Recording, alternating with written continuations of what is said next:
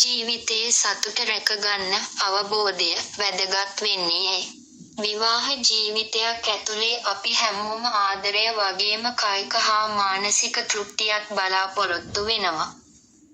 නමුත් සමහර වෙලාවට සැමියා සහ බිරිඳ අතර තියෙන අවශ්‍යතා සහ සීමාවන් එකිනෙකට වෙනස් වෙන්න පුළුවන්.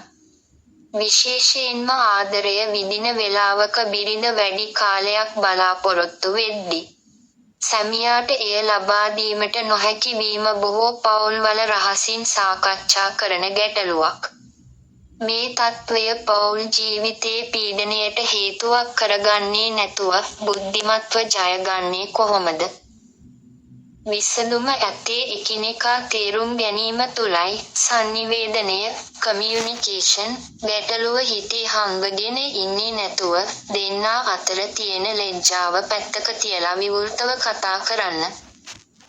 තමන් කැමති අකමැති දේවල් ගැන සහකරු දැනුවත් කිරීම විසඳුමේ පළමු පියවරයි.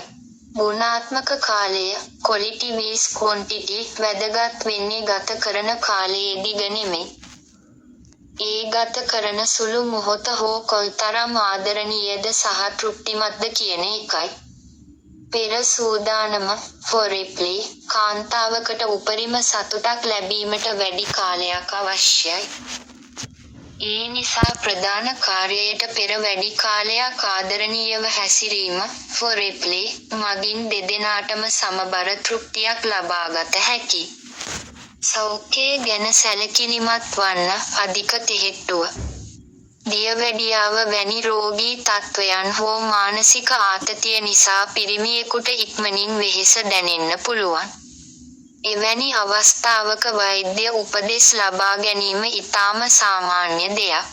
ඉවසීම, සහකරුට දොස් නොකිය ඔහුට සහයෝගයක් වෙමින් මේ තත්ත්වය ජය ගැනීමට උත්සාහ කරන්න. විවාහය කියන්නේ එකිනෙකා සම්පූර්ණ කරන ගමනක්. ලිංගික තෘප්තිය කියන්නේ ඒ ගමනේ එක කොටසක් විතරයි. ආදරය, ගෞරවය සහ ඉවසීම තියෙනවා නම් ඕනෑම ප්‍රශ්නයක් විසඳගන්න පුළුවන්.